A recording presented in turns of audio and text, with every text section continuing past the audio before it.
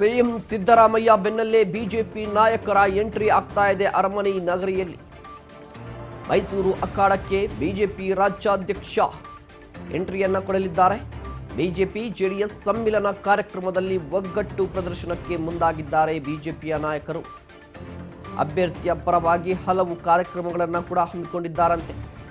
ಯದುವೀರ್ ಕೃಷ್ಣದತ್ತ ಚಾಮರಾಜ ಒಡೆಯರ್ ಅವರನ್ನ ಗೆಲ್ಲಿಸಿಕೊಂಡು ಬರಬೇಕು ಅಂತ ಹೇಳಿ ಈ ಬಾರಿ ಮೈತ್ರಿಯ ನಾಯಕರು ಟೊಂಕ ಕಟ್ಟಿ ನಿಂತಿದ್ದಾರೆ. ಹ್ಯಾಟ್ರಿಕ್ ಅನ್ನ ಬಾರಿಸಬೇಕಿದೆ ಬಿಜೆಪಿ. ಮೈಸೂರು ಕೊಡಗು ಲೋಕಸಭಾ ಕ್ಷೇತ್ರದಲ್ಲಿ ಬಿಜೆಪಿ ಹ್ಯಾಟ್ರಿಕ್ ನ ಕನಸಿರುವಂತದ್ದು. 2014 2019 ನಂತರ ಈಗ ಮತ್ತೊಮ್ಮೆ ಚುನಾವಣೆ ಬರ್ತಾ ಇರುವಂತದ್ದು. ಆದರೆ ಅಭ್ಯರ್ಥಿ ಚೇಂಜ್ ಇದ್ದಾರೆ. ಕಳೆದ ಬಾರಿ ಅಭ್ಯರ್ಥಿ ಆಗಿದ್ದಂತಹ ಪ್ರತಾಪ್ ಸಿಂಹ ಅವರಿಗೆ ಟಿಕೆಟ್ ಮಿಸ್ ಆಗಿದೆ. ರಾಜವಂಶಸ್ಥರಾಗಿರುವಂತಹ ಯದುವೀರ್ ಒಡೆಯರ್ ಅವರಿಗೆ ಟಿಕೆಟ್ ಸಿಕ್ಕಿದೆ. ಇದರ ನಡುವೆ ಬೆಳಗ್ಗೆ 8 ಗಂಟೆಗೆ ಯದುವೀರ್ ಒಡೆಯರ್ ಅವರು ಚಾಮುಂಡಿ ಬೆಟ್ಟಕ್ಕೆ ಭೇಟಿಯನ್ನ ಕೊಡ್ತಾರೆ. ನಂತರ ಮಡಿಕೇರಿಯಲ್ಲಿ ಸುದ್ದಿಗೋಷ್ಠಿಯನ್ನ ನಡೆಸಲಿದ್ದಾರೆ. ಅಲ್ಲಿಗೆ ಒಂದು ಕಡೆ ಬಿಜೆಪಿಯ ನಾಯಕರು ಕೂಡ ಫುಲ್ ಆಕ್ಟಿವ್ ಆಗಿರುವಂಥದ್ದು. ಕಳೆದ 3 ದಿನಗಳಿಂದ ಸಿಎಂ ಸಿದ್ದರಾಮಯ್ಯನವರು ಮೈಸೂರು ಕೊಡಗು ಈ ಕ್ಷೇತ್ರದಲ್ಲಿ ಸಾಕಷ್ಟು ಕಾರ್ಯತಂತ್ರಗಳನ್ನು ಎಂದಿದ್ದಾರೆ. ಯಾವ ರೀತಿಯಾಗಿ ಚುನಾವಣೆಯನ್ನು ಎದುರಿಸಬೇಕಿದೆ ಅಂತ ಹೇಳಿ. ಇದರ ನಡುವೆ ಬಿಜೆಪಿಯ ನಾಯಕರು ಈಗ ಎಂಟ್ರಿಯನ್ನು ಕೊಡ್ತಾ ಇರುವಂಥದ್ದು.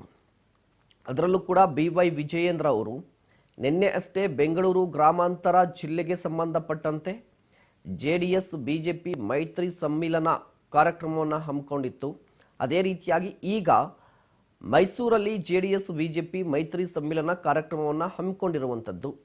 ಆ ಕಾರ್ಯಕ್ರಮದ ಸೆಂಟರ್ ಆಫ್ ಅಟ್ರಾಕ್ಷನ್ ಯಾರು ಅಂದರೆ ಯದುವೀರ್ ದತ್ತ ಒಡೆಯರ್, ಈ ಬಾರಿಯ ಬಿಜೆಪಿಯ ಅಭ್ಯರ್ಥಿ. ಜೊತೆಗೆ BY ವಿಜಯೇಂದ್ರ ಅವರು ಅಖಾಡಕ್ಕೆ ಇಳಿತಾ ಇರುವಂಥದ್ದು ಸಾಕಷ್ಟು ಕುತೂಹಲಕ್ಕೆ ಕಾರಣವಾಗಿದೆ. ಇದರ ನಡುವೆ ಯದುವೀರ್ ಅವರು ಇವತ್ತು ಬೆಳಗ್ಗೆ 8 ಗಂಟೆಗೆ ಚಾಮುಂಡಿ ಬೆಟ್ಟಕ್ಕೆ ಭೇಟಿಯನ್ನು ಕೊಟ್ಟು ಅಲ್ಲಿ ವಿಶೇಷವಾದ ಪೂಜೆಯನ್ನು ಸಲ್ಲಿಸಿ ಅದಾದ ನಂತರ 10:30 ಸುಮಾರಿಗೆ ಮಡಿಕೇರಿಯಲ್ಲಿ ಸುದ್ದಿಗೋಷ್ಠಿಯನ್ನು ನಡೆಸಲಿದ್ದಾರಂತೆ.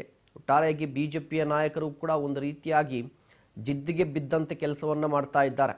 ಶತಾಯ ಗತಾಯ ಸಿದ್ದರಾಮಯ್ಯನವರ ತವರು ಜಿಲ್ಲೆಯಲ್ಲಿ ಬಿಜೆಪಿಯನ್ನು ಗೆಲ್ಲಿಸಿಕೊಂಡು ಬರಬೇಕು ಅಂತ ಹೇಳಿ ಸಾಕಷ್ಟು ಪ್ರಯತ್ನವನ್ನು ಪಡ್ತಾ ಇರುವಂಥದ್ದು. ಕಾರಣ ಏನಂದರೆ ಸಿದ್ದರಾಮಯ್ಯನವರನ್ನು ತವರಲ್ಲೇ ಕಟ್ಟಿ ಹಾಕಬೇಕು.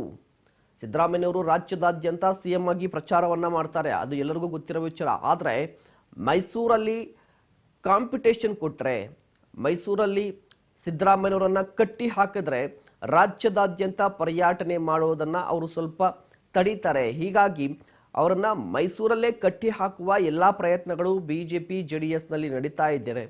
ಮತ್ತೊಂದು ಕಡೆ ಸಿದ್ದರಾಮಯ್ಯನವರು ಕೂಡ ಅವರದ್ದೇ ರೀತಿಯಲ್ಲಿ ರಣತಂತ್ರಗಳನ್ನು ಕೊಡ್ತಾ ಇರುವಂಥದ್ದು.